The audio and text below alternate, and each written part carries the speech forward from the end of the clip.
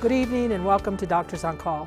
I'm Dr. Mary Owen, Associate Dean of Native American Health and Director of the Center for American Indian and Minority Health at the University of Minnesota Medical School. I'm also a family physician for the Fond du Lac Band. And I'm your host for our program tonight on ear, nose, and throat problems, including sleep apnea. The success of this program is very dependent on you, the viewer, so please call in your questions tonight. The telephone numbers can be found at the bottom of your screen. Our panelists this evening include Dr. Andrew Davis, an ear, nose, and throat specialist with Aspire St. Luke's, Dr. Robert Gruhl, an ear, nose, and throat specialist with Essentia Health, and Dr. Dylan White, an emergency medicine physician at Aspire St. Luke's. Our medical students answering the phones tonight are Rowan Anderson from Fort Worth, Texas, William Stone from Melrose, Minnesota, and Allison Polst from Alexandria, Minnesota. And now on to tonight's program, ear, nose, and throat problems, including sleep apnea. Welcome, guests. Thanks for being here. So let's start off. We don't have our questions in yet, so I'll ask you some basic ones. I don't know that everybody knows what an ear, nose, and throat doctor is or does. So, Dr. Gruhl, what do you do? We do a lot of different things, I would say. We deal with people from birth into late in life with various problems with hearing, balance, breathing through the nose, sinus issues, and all kinds of things related to the throat. We do surgeries on adults and children to help with sleep apnea, to help people hear better, and to deal with various chronic infections and other diseases in the head and neck.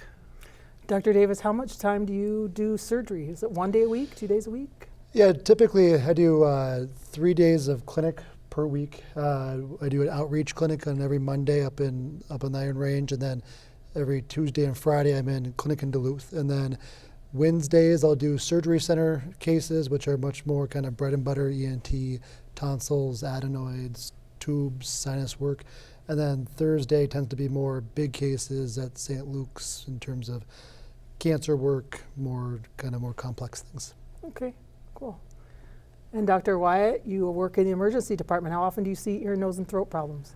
All the time. Just like these guys are talking about the breadth of their specialty, because of that breadth, we see a lot of that. Sinus issues all the time, sinus infections, nosebleeds are probably the most common acute presentation we have, and sometimes scarier stuff like allergic reactions where the airways and the nose and throat actually become occluded.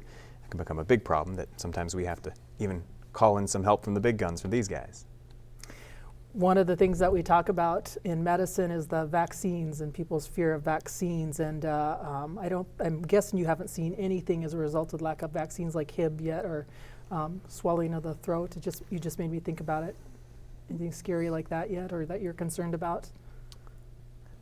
As a result of, or not getting the vaccines? Right? Yes, Yeah, yes. We've yeah. seen several non-vaccinated cases in the emergency department at Aspire St. Luke's in the past several months. From the results of not having a vaccine? Correct. Yeah. Yes. Okay.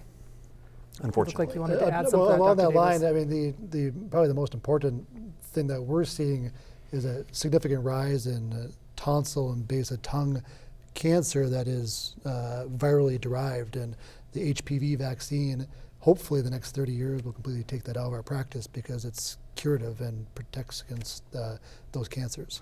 Fascinating. Yep. Is it it's a different HPV vaccine, or is it the same? It's the same vaccine that you get when you're a child. So by vaccinating your child to HPV, you will prevent them from getting head and neck cancer. Yeah, which we use to prevent cervical cancer. Exactly. Now you're using the same one. Fascinating. Yep. Okay, great. We do have a couple of questions from my colleagues. I harassed them to give me some questions. Let me see here. First of all, what is sleep apnea? How about you, Dr. Gruhl? Sleep apnea, well, it's defined a little bit differently between adults and children, but there are different cutoff numbers. So in adults, you have sleep apnea if you have at least five respiratory events where you stop breathing per hour. In the middle of the night. In the middle of the night, yep. And it's usually obstructive, meaning your throat collapses in a way that prevents you from breathing at night, or it could be central, meaning you're not getting the respiratory drive from your brain, or a combination of both. That's basically how sleep apnea starts. Okay, Dr. Davis, what are the non-CPAP options for treatment of sleep apnea? Yeah, that's a really good question, because about 40% of people can't tolerate CPAP, so there has to be another alternative. The main one that we're seeing ads for a lot is Inspire, which is a surgically implanted sleep apnea device that helps open patients' airways during the middle of the night.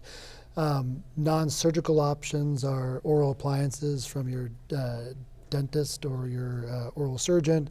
And then there are some other airway surgeries, tonsillectomy, just, tongue reduction, things that we used to do a lot more 20, 30 years ago, but we've kind of fallen out of favor. I'm interested in that surgery that you spoke of. How new is that? How long have you been doing that? It's been FDA approved now for 9 or 10 years. It got brought to Duluth last 4 years. So Dr. Gruhl and myself, we both do it. We're implanting at St. Luke's about 35 or 40 patients per year right now. It's a studied intervention for sleep apnea for patients who cannot tolerate CPAP. So CPAP will always be your gold standard. Okay. If you can't tolerate CPAP, Inspire is a good secondary option. Okay. Dr. Wyatt, I know that you see this in the emergency department just as much as I see it in my clinic. Mm-hmm. Cough, anything that helps it?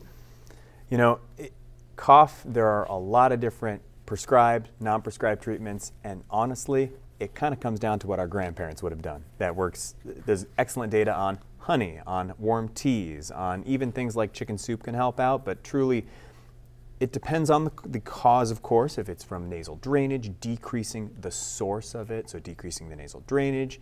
If there's an infectious process, fighting the infectious process, going after the root cause. But if all those things are taken care of, it becomes sort of basic symptomatic control through those means. Dr. Davis, Gruhl, anything to add to that? Yeah, in our practice, probably the most common cause of cough we get is reflux. So, managing reflux and heartburn type of symptoms, and a lot of patients can still have upper airway symptoms of reflux, but not have the heartburn, which is kind of confusing for patients. But being able to control that and through diet or lifestyle changes, but also medications, can reduce cough significantly in my practice. Dr. Gruhl, can you explain to those in our audience who might not know exactly what reflux is, or even, GERD, gastroesophageal reflux? Right. Heartburn. Reflux. Well, your stomach acid's supposed to stay in your stomach, and your esophagus has 2 valves, an upper and lower valve, to try and it opens when food and water go down, and it closes when it's not supposed to. So you have your cricopharyngeal muscle and your lower esophageal sphincter. So if for whatever reason those open, either lots of different things can cause that, like caffeine, chocolate, alcohol, smoking, like acidic foods can all cause relaxation of the sphincter and the acid to come up. You can get irritation in the esophagus where the acid's not supposed to be. It can actually come all the way back up into the back of your throat and irritate your vocal cords. So that's how reflux happens, and as a result of that irritation, you can have a feeling like something's stuck in your throat, or like a chronic cough and a constant feeling that you need to clear it. Segue nicely into this question. Dr. Wyatt, slime in the back of the throat that's so thick you can't cough it up. Should I see a doctor? Yeah, that sounds like that's an issue. It could be, again, a variety of different things. The first thing that comes to my mind is, do you smoke? If so, that's probably a large part of it, dehydrating the oral mucous membranes and kind of the tissues of the mouth. Do you have bad nasal drainage? Have you been having any fever? Fevers recently and stuff like that. But it'd probably be good. Schedule a visit with your GP, not necessarily an ER thing, but you can show up to your clinic, and I know you'll take good care of them. Family practice doctor, 3 years of residency, so not quite the same as a GP, but close. Sleep apnea, CPAP. Should you get routine checkups from your doctor that prescribed the CPAP? Absolutely. Most sleep medicine doctors are wanting to see their patients every 6 to 12 months. The mask is something that I think a lot of patients think is a one-size-fits-all and should just work over the next 20 to 30 years. Our facial anatomy changes, we gain weight, we lose weight. Our tolerance can change to the mask over time. You need to make sure your device is optimized for your pressure settings are good, and that the device is still treating your sleep apnea the way you think it's supposed to be. And how often? Usually every 6 to 12 months is typical. Okay. Dave in Duluth, Dr. Gruel, wants to know, why does your voice become more coarse as you get older? That's a good question. Over time, the vocal cords can actually thin, and some people also become less social, especially after retirement, so they spend less time talking. So a combination of aging factors where the vocal cords thin and using your voice less makes your vocal cords not quite come together all the way where they used to. So it can make it, you can have to strain more to talk, and your voice can sound different as a result of both of those things. But Wow. we have voice therapists that are a part of the speech pathology that can help retrain your voice and help you gain that strength back and adapt as things change. So talking's like exercise for your vocal cords. Exactly. Pretty cool. All right, Dr. Wyatt, what's the reason for wheezing on exhale? What's the mechanism for that? Well, as they were talking a lot about upper airways. The airways are just a tube that goes down, splits into two parts, and then divides even further, almost like a tree turned upside down. And so in those lower parts of the airways, there are tiny, tiny muscles, rings that go around and can kind of modulate the flow of air. Well, if those start to squeeze, oftentimes air can usually get in, but getting out is the challenge, and that leads to this long, prolonged sort of squeaking of air through a wheezing that happens with expiration. Very common with asthma and COPD, emphysema. If someone has wheezing, they should probably see their doctor. Right, that hasn't been talked about. Mm-hmm. All right, Dr. Davis, are there any new treatments for laryngeal pharyngeal reflux? So new treatments, not really. You know, it's kind of the tried and true medications. The most common one we prescribe is omeprazole. I think most patients are probably under-treated on it, so if they don't get the symptom benefit from a lower dose, I would encourage patients to talk to their doctor about getting on a little bit of a higher dose. Typically, I start my patients on 40 milligrams every single day, which is 2 pills, and usually that gives good symptomatic relief. Now, there's some things you have to be careful about with the medication, and you want to continue to follow up with your doctor long term. But there are some surgical options, but really it comes down to lifestyle changes, diet changes, and medication if that doesn't work. Now, it's over the counter, Yep. omeprazole is, and I know from my own family that sometimes people think that you could take it forever, like Yep. you do an H2 blocker, like an acid blocker. Mhm. True? Not true? What are the consequences? You can take it longer term if needed, as long as you're being monitored by your doctor. So I'm extremely cautious with anybody who's at risk for osteoporosis, or anybody, female patients who are postmenopausal or over 65, because there are some links with bone fractures and prolonged use. It's rare, but we do see it. So you should be monitored long term if you're going to take the medication long term. Some patients do need to be on it long term, and as long as you're following up with your doctor on a consistent basis, I think that's safe enough. And telling your doctor about your over-the-counter medications. Absolutely. Yeah. Dr. Gruel, want to add anything to that one? Oh, I think that's an excellent point. And some people have to be on it for a long time. And if people have ongoing symptoms of reflux, you should consider talking to your doctor about getting an endoscopy. Make sure you don't have something like Barrett's esophagus or some other type of esophageal pathology that could be more severe, leading to reflux. Okay. All right. Going back to you, Dr. Davis. Any progress in treating ear tinnitus or tinnitus? Any cures? That's the billion-dollar question. You know, Can you explain what it is first, though? Yeah, so tinnitus is most commonly related to high-frequency hearing loss. It's extremely common in any person who's had significant noise exposure or age-related hearing changes. And when you lose your high frequencies, I kind of tell my patients the brain gives you back a feedback, and that feedback usually, most people describe it as a kind of a high-pitched whistle, but it can be cicadas, it can be all sorts of different sounds. Now, 95% of the time it's harmless, meaning that the brain will accommodate to it over time. Hearing aids can help that. Sound therapy, background noise, white noisemakers at night can all make a difference. But 5% of patients really struggle, and it's intrusive, and it can affect their quality of life. And those patients, there's cognitive behavioral therapy and some other methods that we can do to try to minimize it. Now, there's other causes for tinnitus, so everyone needs to see an ENT or at least an audiologist to get a hearing test to confirm it's just a high-frequency hearing loss and not something else. Anything to add, Dr. Gruhl? I agree completely. That's very. Okay. All right, let me see. Tonsillectomy in a 40-year-old. Now, how would they be removed? Carefully? Or would you be removed? How about a tonsil? Let's just say tonsillectomy, Dr. Gruhl, tonsillectomy in a 40-year-old. Is that the same as a tonsillectomy in a young person?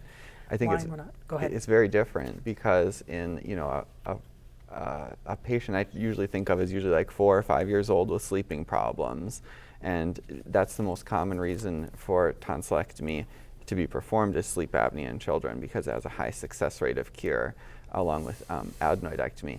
At that time, kids are so young, their tissue isn't scarred in, they haven't had a lot of infections. So taking your tonsils out when you're young, they do a lot better. They do have pain, but nothing like someone who's had their tonsils in place for 40 years, they've had recurrent infections, and they're all scarred in. So when you're removing the tonsils, you're removing it off of muscle. And as you peel them off the muscle, it can be very sore the older you get to have them removed. Not saying that you shouldn't have them removed, but it is a lot different in adults and children. Thank you. Dr. Wyatt, I know you see this one too. What's the reason for, and you might have hit on it already, what's the reason for a constant runny nose? Your colleagues can step in here too. Oh yeah. So constant runny noses, from my perspective, we always think about, causal things, right? Can we reverse them? Infectious process, etc. Allergies are very common. Mold, is there mold in your house? Usually at that point, I would refer to one of these guys. And for the longer term effects of things, we would potentially worry about, making sure there's not an immediate issue, since it's not necessarily something that's going to claim your life. Certainly could make it uncomfortable, however. You all agree? Yeah, I usually tell my patients that 90% of, rhinitis or runny nose is allergy related, but 10% aren't, and there's a non-allergic component to it, and there's medications to treat that non-allergic component. So I usually start with the 90% and treat with the over-the-counter antihistamine sprays or nasal corticosteroid sprays. And if that doesn't work, then we try some non-allergic sprays as well. Okay. All right, Dale in Duluth Dr. Davis used to be able to yodel, but he can't now. Why would that be? It probably goes back to what Dr. Gruhl was talking about. As we get older, our ability to, which is a really common thing we see in our practice, patients who could sing at one point can't sing, when they get in their 60s and 70s. It's because of those age-related changes to the vocal cords, and you lose that pitch and range that you once had. Most of the singers really like voice therapy. I think our speech pathologists do a great job in helping get those patients to the next step and hopefully closer back to yodeling. Okay. Dr. Gruhl, I believe we've answered this, but just in case we haven't been as complete as the person as Will in Duluth wants us to be, he has a CPAP machine but stopped using it. Does he have to take it in to get reset? Is it worth using? Are there different settings? I think absolutely it's worth getting looked at. Like Dr. Davis was saying, things change so quick. You should have it checked. Things could always be adjusted. You could change, and your settings and needs may change. But also technology changes so rapidly. People have come in with CPAP machines from 10 years ago from a different state, and it's something that could fill this table, and they get a new sleep study and they try it out, and something you could fit 3 of the new ones in a backpack, and the masks are so different and it can be so much more comfortable that if you have an old machine, it's definitely worth following up about and getting it checked out. All right, we got 2 good ones here. What should be done? First of all, this one. Dave in Chester Park wants to know, why don't people sneeze when they're sleeping? Do they not? I guess I don't know. I've I'm never. asleep. As I guess I'm opposed to yawning, asleep. I suppose? Yeah, I mean, my guess is the stimulus isn't there. So if they had some form of allergy inside their room, allergen inside their room, then potentially may sneeze. But my guess is the stimulus isn't present. But Dr. Gruhl, anything more to add to that? I'm just trying to imagine hearing my toddler sneeze at night. I think, have you ever heard your kids sneeze? I don't think so. I'm not sure I have Coughing, not either. really sneezing. Coughing, How about this? We'll all go to our partners. We'll have feathers, and we'll just try Exactly. tickling your noses when they're asleep. We'll report back Okay. if we survive. All right. Exactly. All right, you ear, nose, and throat folks. What should be done about a recurring blistering lump on the inside of the lower lip? You should see an ears, nose, and throat doctor. Yeah. Okay, we're at the end of the questions. So, what are you guys seeing in clinic? What's interesting? Anything new? Well, I think what's becoming more and more common, and stay on the obstructive sleep apnea topic, is we are seeing a lot of Inspire consults. And a lot of people are frustrated with their CPAP. And, I don't know about Dr. Gruhl's practice, but I'm seeing probably 2 or 3 people a day to have those conversations about whether or not CPAP is what their best option is, and is Inspire their best option. And, I think the implementation of Inspire has got a lot of people interested in potential alternatives.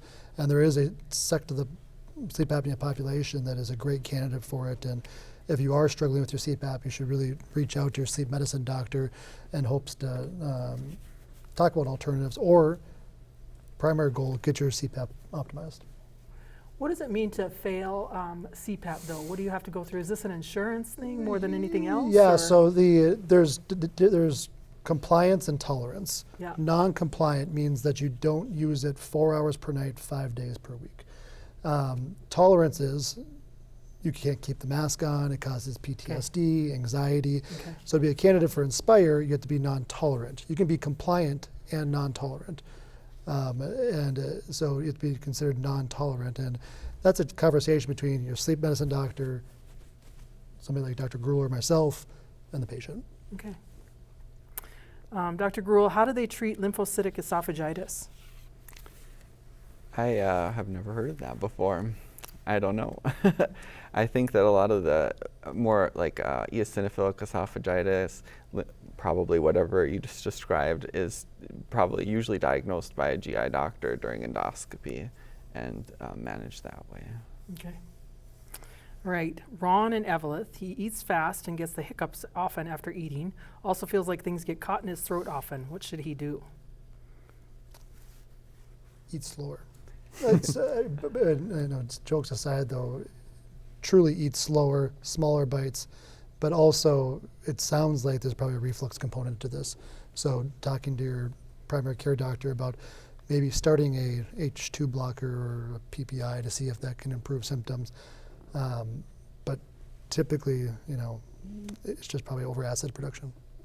And yeah, if he does that, slows down, and things are getting stuck in his throat, he definitely needs to follow up with his doctor. Absolutely, yeah. You don't want things getting stuck in your throat. All right. We got this sinus drainage, Dr. Wyatt. I have an 82-year-old woman who has constant sinus drainage and constantly needs to be clearing her throat. Is something wrong? That's Donna from Moose Lake. Ooh. As with anything, it could be. Something that has been helpful for many patients I've talked to is sinus rinses. I don't know your guys' opinions about that. If you're going and you're taking anti-allergy medicines, if you're trying to make sure you have a decent amount of moisture in the environment with humidifiers and you're still having symptoms, trying occasional sinus rinses just to get the goop out of there, so to speak, to remove some of the mucus volume can be helpful, especially if you do it right before bed. I've had some success with patients doing that, but it may be that you could have a polyp, you could have a mass up there, and so talking to your primary care physician and or an ENT about that I think would be beneficial at that point. Anything to add? I mean, typically kind of chronic drainage problems usually fall into 2 camps, nasal related or reflux related. Now, unfortunately, as we get older, our ability to tolerate our nasal secretions goes down. So there is some component of age-related changes to that where, it's just we get weepier as we get older. Our nasal mucosa or our nasal linings aren't able to tolerate the daily stresses, and it doesn't produce more, but we're just not able to process it as good. But I tell, especially my elderly patients, saline irrigations, topical therapies, reflux management, depending on what we need, can significantly reduce it, but maybe not make it completely go away. Dr. Gruhl, neti pots?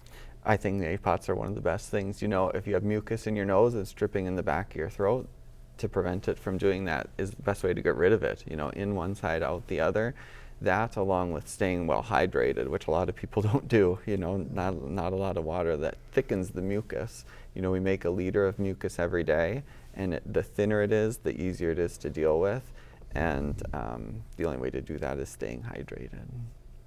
Especially, people don't think about it in the wintertime, but we need to just as much as we do in the summertime. Anything else in these last few seconds that you would add that patients should be thinking about when they go out in the really cold weather? Nosebleeds are super common in the winter. Hydration, topical therapies, Aquaphor, Aerogel, those types of things. But also, just because it's the wintertime doesn't mean you can't have allergies and things like that. So, if you feel like your runny nose is getting worse, make sure that you don't have dust mite, mold allergies. Thank you all. Thank you for having us. Thank you very much. I want to thank our panelists, Dr. Andrew Davis, Dr. Robert Gruhl, and Dr. Dylan Wyatt, and our medical student volunteers, Roan Anderson, William Stone, and Allison Pulst. Please join Dr. Ray Christensen next week for a program on heart problems and high blood pressure, when his panelists will be Dr. Catherine Benziger, Dr. Ryan Harden, and Dr. David Hutchinson. Thank you for watching, and good night.